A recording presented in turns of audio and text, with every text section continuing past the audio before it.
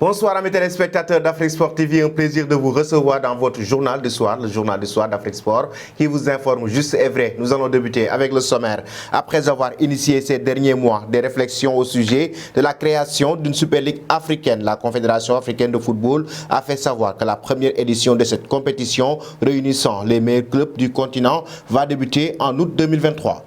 Il a encore frappé fort. Le joueur sénégalais Sadio Mané a fait parler sa générosité dans le cadre du Forum des jeunes au Sénégal. Le président de la Ligue de football professionnel a fait des révélations sur le nouveau joueur du Bayern Munich. En Espagne, libre après avoir porté le maillot du Milan AC depuis 2017, Franck Kessié a quitté l'Italie sur un titre de champion ivoirien, vient de signer au FC Barcelone pour 4 saisons. Toujours en Espagne, Barcelone a déjà signé son premier défenseur pour la saison 2022-2023. L'équipe dirigée par Xavi Hernandez a officialisé la signature de Andreas Christensen avec un contrat jusqu'en 2026. Et nous allons terminer en Angleterre avec Manchester United. La presse anglaise annonçait que l'ancien joueur du Real Madrid souhaitait rester emballé par le nouveau projet incarné par Erik ten Hag. Mais la réalité serait donc bien différente puisque Cristiano Ronaldo aurait des envies d'ailleurs. Son cas agite le club en coulisses. Bienvenue dans cette édition du soir que nous allons débuter avec la Confédération africaine de football qui a annoncé la création de la Super Ligue africaine. Depuis des mois, c'était des rumeurs qui circulaient concernant cette nouvelle compétition africaine qui va réunir les meilleurs clubs africains pour débourser énormément d'argent dans le football africain. L'annonce a été faite par le président de la CAF, Patrice Motsepe, au sortir du comité exécutif de l'instance à Rabat au Maroc. Nous allons lancer cette compétition le 10 août en Tanzanie, puis nous passerons les semaines et mois suivants à parler avec les investisseurs et partenaires annoncés. Le président de la CAF, Patrice Motsepe, le 3 juillet 2022 à Rabat. Elle débutera en août 2023. Le Sud-Africain a également précisé que le prize money de la compétition s'élèvera à 100 millions de dollars avec 11 à 12 millions pour le futur vainqueur. 24 clubs devraient participer à cette première édition en se basant sur le classement CAF des clubs avec sans doute un quota appliqué à chaque pays. Le dirigeant explique aussi que la Ligue des champions africaine continuera de se disputer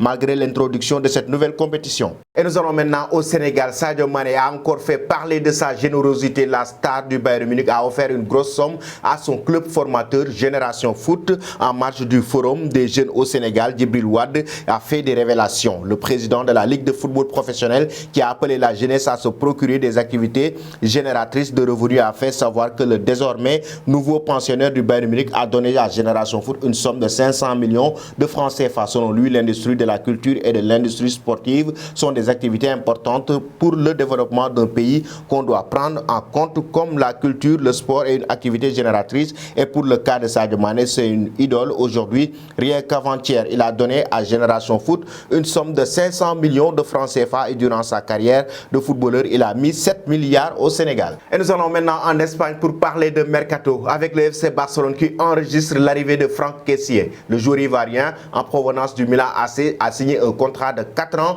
avec le club catalan, un pari intéressant pour améliorer le milieu de terrain de Xavi Hernandez. C'est la fin donc du feuilleton. Kessié devient catalan jusqu'en 2026. Il vient d'avoir marqué 7 buts en 39 matchs, mais surtout pour laisser de grandes sensations à un Milan AC qui, une décennie de plus tard, a réussi à régner à nouveau en Italie. Compte tenu également de la situation économique délicate du FC Barcelone, connu de tous, la signature de Franck Kessié était un pari quasi obligé. Sa signature était fermée depuis de nombreuses semaines, comme nous le savons, mais il n'avait pas pu l'annoncer dans l'entité catalane de telle sorte que l'arrivée du milieu de terrain est désormais concrète. Un pari extrêmement intéressant avec lequel le club du Barça aura l'un des milieux de terrain avec la plus grande projection du continent. Et nous allons rester toujours avec le club catalan. Le FC Barcelone a aussi enregistré l'arrivée d'Andreas Christensen en provenance de Chelsea. Le joueur danois qui était en fin de contrat avec le club des Blues rejoint donc l'effectif de Xavi Hernandez.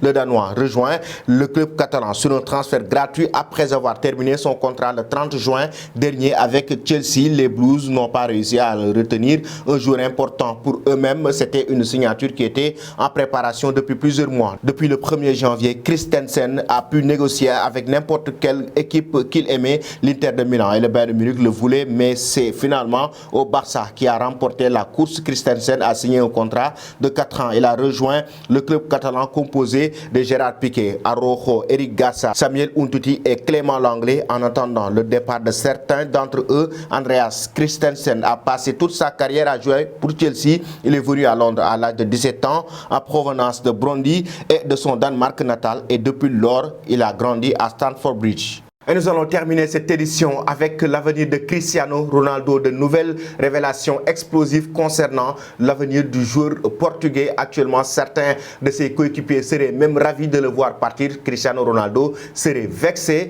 dans le vestiaire de Manchester United. Selon certaines informations de la presse anglaise, Rangnick voulait aussi anticiper et préparer la suite, voyant que la saison n'était pas très bonne. Il souhaitait également que le club trouve un joueur d'avenir, CR7 ne représentant qu'une solution à court terme, mais la direction a résisté et le joueur a terminé l'année. Du côté du vestiaire mancunien, certains éléments ont indiqué qu'il sentait que l'attaquant pousserait pour partir si jamais le club était absent en Ligue des Champions, mais son départ ne déplairait pas à tout le monde puisque quelques éléments seraient soulagés de le voir partir et plus libérés en dehors du terrain, explique The Athletic. Ce serait un poids en moins sur leurs épaules, ajoute le média anglais, mais Manchester United n'est pas forcément pour le laisser filer, comme expliqué avant. Ils ont été surpris par la bombe lâchée samedi et les dirigeants soupçonnent d'ailleurs Jorge Mendes, son agent, d'avoir déjà un plan pour CR7. Le super agent ne serait pas autant mouillé en rencontrant Chelsea un an après avoir fait de bonheur de Manchester United en rentrant à la maison.